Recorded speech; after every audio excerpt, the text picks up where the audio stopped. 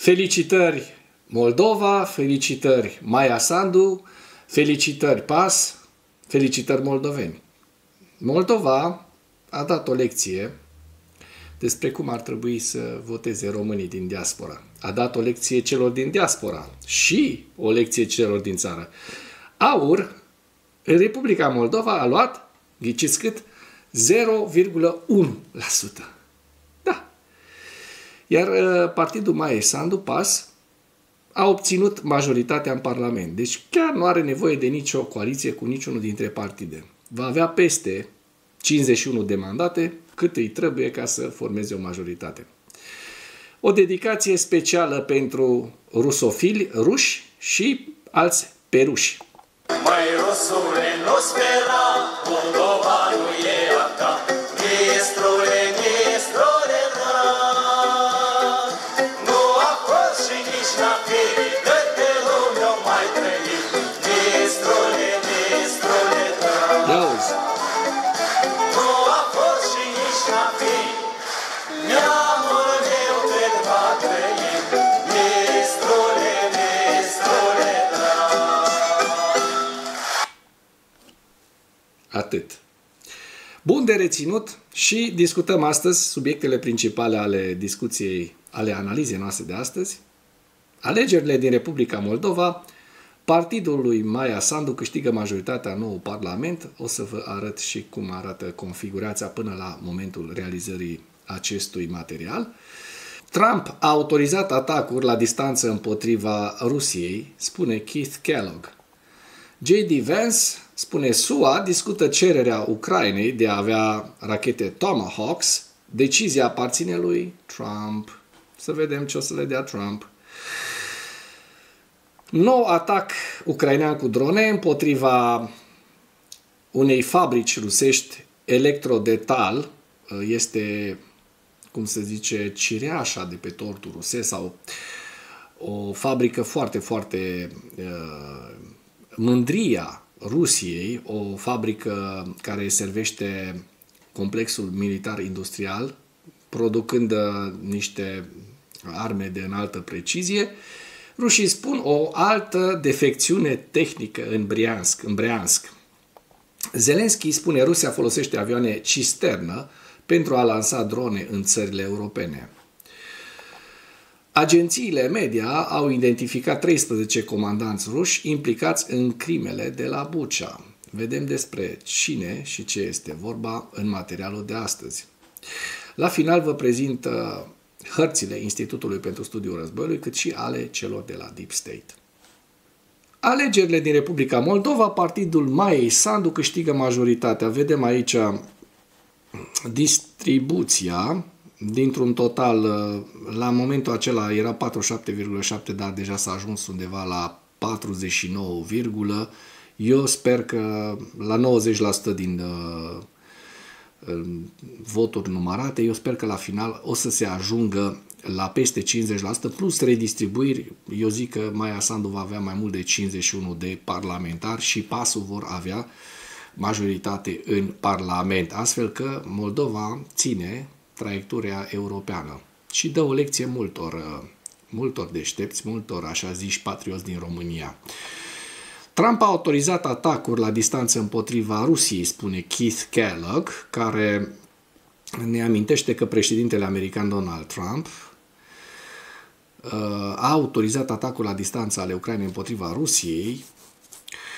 Răspunsul direct al lui Keith Kellogg la întrebarea dacă poziția lui Trump este ca Ucraina să poată lansa atacuri la distanță cu rază lungă de acțiune împotriva Rusiei, cred că citind ce a spus el și ce au spus vicepreședintele Vance și secretarul Rubio, răspunsul este da, să folosim capacitatea de a lansa atacuri la distanță mare, cu rază lungă de acțiune.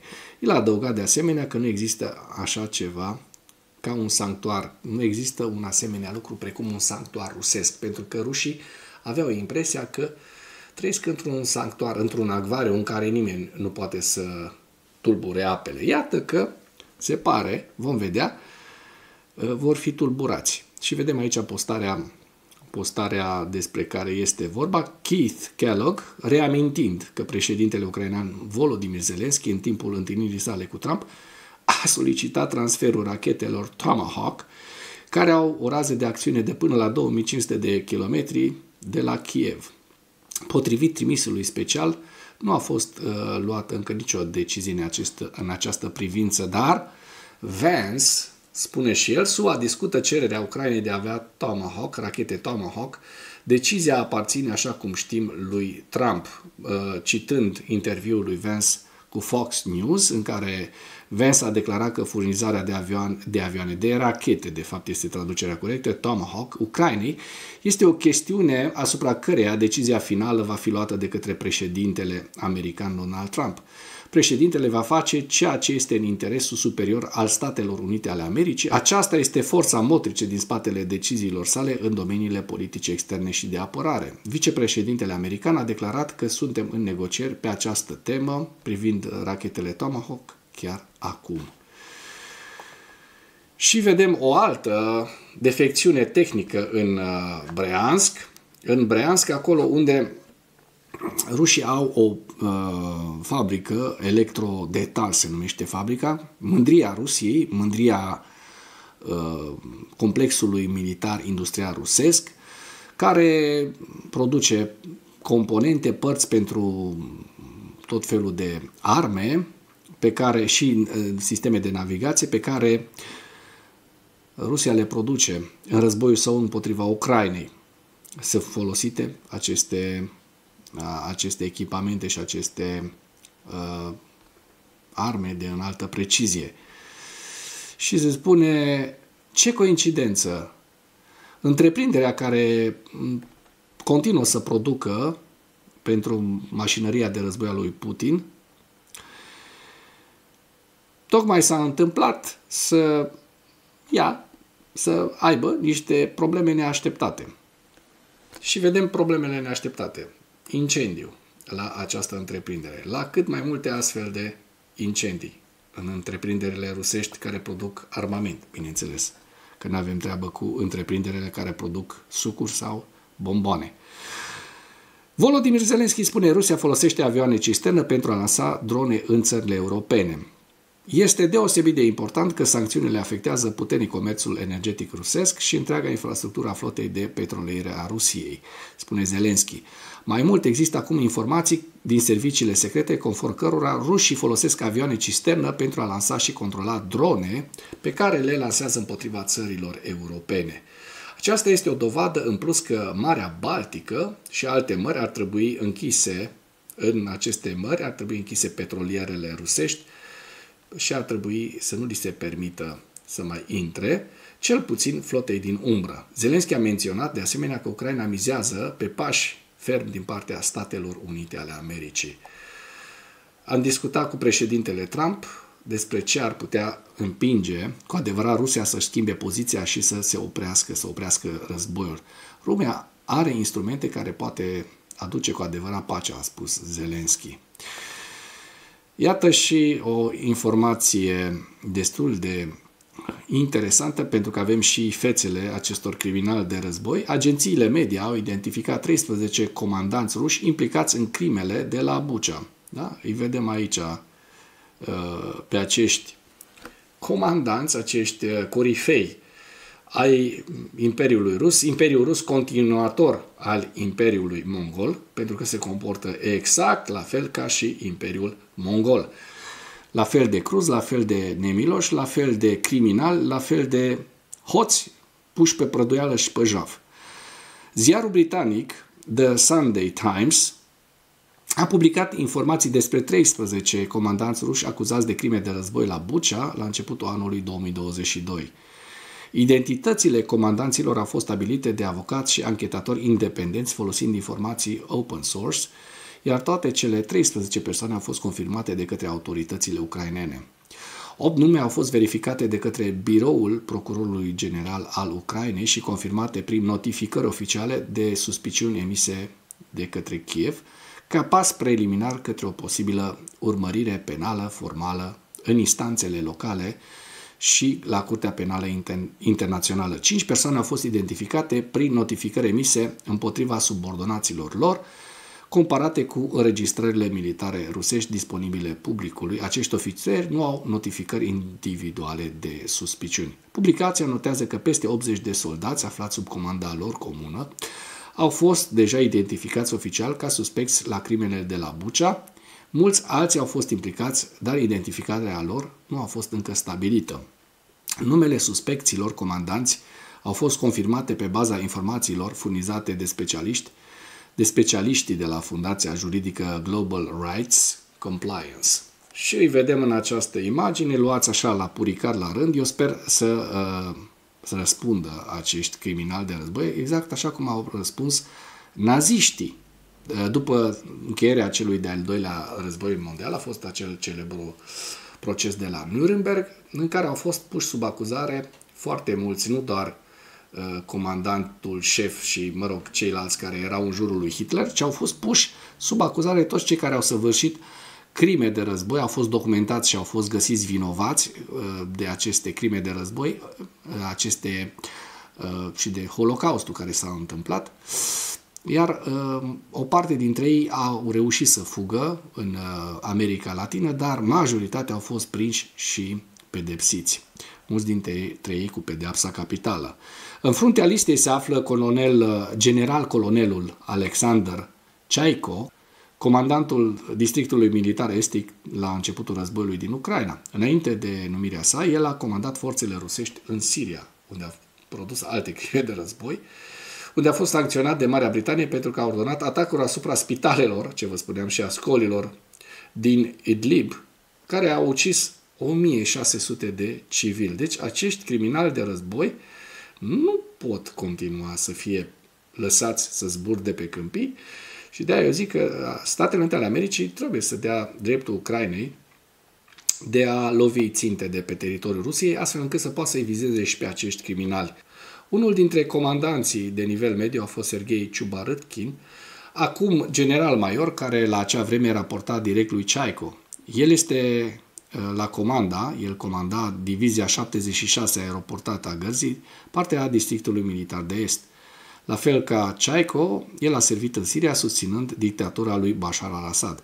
Soldații aflați sub comanda sa ar fi fost cei care ar fi comis majoritatea crimelor de război din oraș, inclusiv execuții, tortură și jafuri în masă.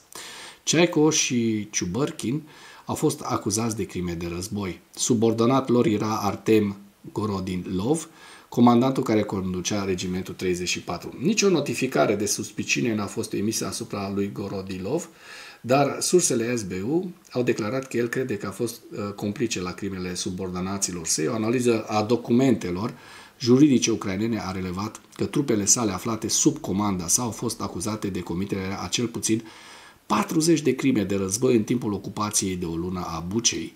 Cel mai mare număr dintre toate unitățile staționate în regiunea acestei infracțiuni includ crimă, jaf și viol. Printre documentele care enumerau numele de cod ale ofițerilor rusi se aflau dovezi că acesta opera sub indicativul de apel Uranus.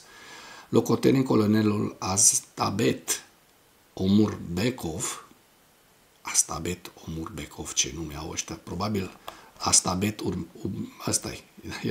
eram sigur că e singurul cu o figură așa asiatică, deci Omurbekov, ăsta a fost unul dintre cei mai sângeroși comandanți staționați în Bucha în timpul ocupației, liderul brigăzii 64 de pușcași motorizați ai gărzilor separate, o unitate de infanterie de elită, fusese identificat și sancționat anterior de 8 jurisdicții separate, iar împotriva sa fusese emisă și o notificare de suspiciuni. Da, și vedeți aici întreaga listă și întreaga listă cu criminali de război puși sub acuzare de către procuratură, de către Tribunalul Internațional. Trecem la o veste foarte interesantă. Iată, ni se confirmă acest atac cu rachete care a întrerupt parțial curentul la baza rusă din Belgorod. Vedem și această ciupercă de fum, o să zic că mulți 30 de metri are numai. Nu contează cât are. În orice caz a produs pagube însemnate Rusiei. Orașul rus Belgorod este parțial fără curent electric după un atac cu rachete asupra infrastructurii energetice. Atacul a fost relatat pe rețelele de socializare locale. Printre instalațiile afectate se numără și o centrală electrică locală cu o capacitate de 60 de MW. CET-ul Belgorod a fost construit în 2007, nu o să intrăm în discuții din astea tehnice. Trecem mai departe la ziua 1314 a războiului din Ucraina.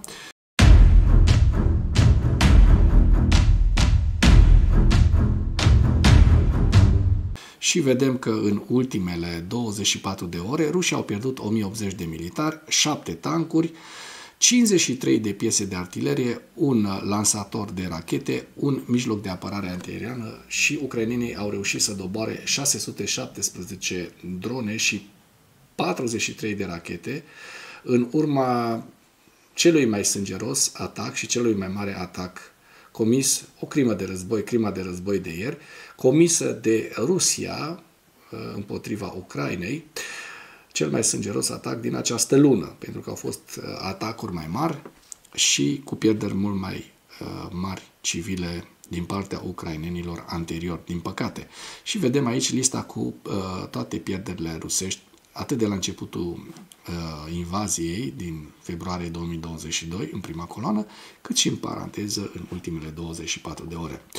Și acum trecem la hărțile Deep State pentru a vedea evoluția fronturilor și o să începem așa cum o facem de obicei cu Herson, cu regiunea Herson. Vedem că rușii în regiunea Herson n-au reușit să avanseze, frontul este stabil, dar în Zaporojie, așa cum se poate observa din această imagine, rușii continuă încet, puțin avansul și acum vedem aici, este vorba despre 3 locuri în care rușii au reușit să avanseze.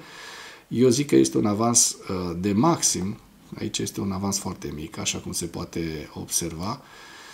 Este un avans de aproximativ jumătate de kilometru pătrat, aici să zicem undeva spre 2 km plus încă 2, undeva până în 4 km, 4-5 km pătrați în regiunea Zaporojie. Dacă mergem mai la nord, către Pokrovsk, vedem, din păcate, niște evoluții ale fronturilor.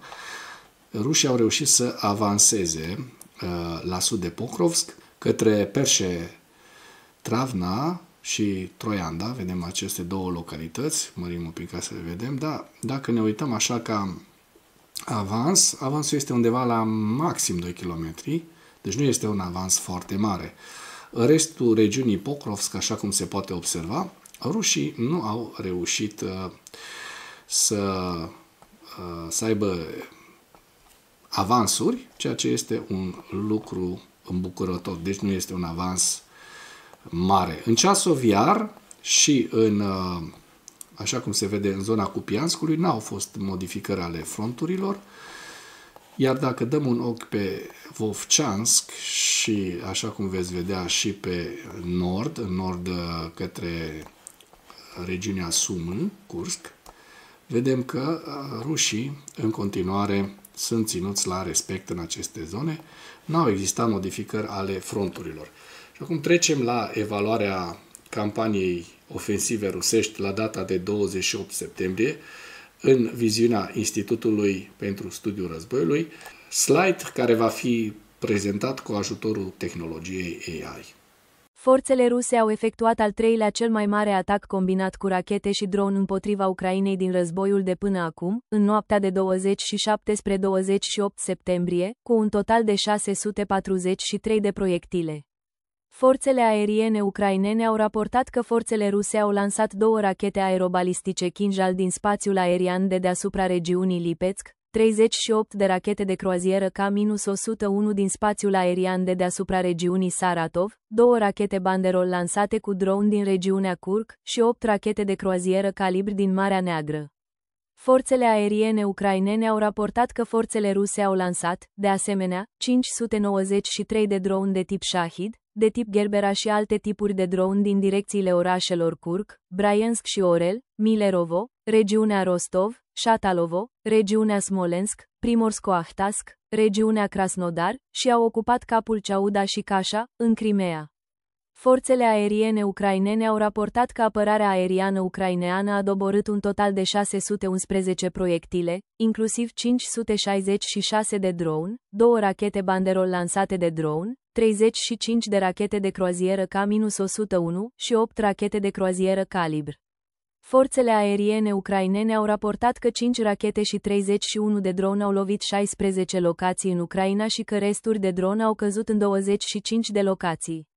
Președintele ucrainean, Volodymyr Zelensky, a raportat că dronele și rachetele rusești au lovit în principal infrastructura civilă din orașul și regiunea Kiev și din regiunile Zaporojie, Hmelnitski, Sumi, Mykolav, Cernihiv și Odessa și că atacurile au durat peste 12 ore.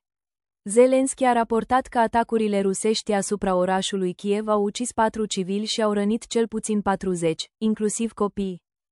Pe axa nordică, obiectivul Rusiei este crearea unor zone tampon defensive în nordul Ucrainei, de-a lungul frontierei internaționale. Forțele ucrainene și-au menținut recent pozițiile sau au avansat în nordul regiunii Sumă. Forțele ruse au continuat operațiunile ofensive în nordul regiunii Harkov pe 28 septembrie, dar nu au avansat. Forțele rusești au continuat operațiunile ofensive în direcție Kupiansk pe 28 septembrie, dar nu au avansat. Forțele ruse au continuat operațiunile ofensive în direcție Pokrovskei pe 28 septembrie, dar nu au făcut progrese confirmate. Forțele ruse au continuat operațiunile ofensive în vestul regiunii Zaporizhia pe 28 septembrie, dar nu au făcut progrese confirmate.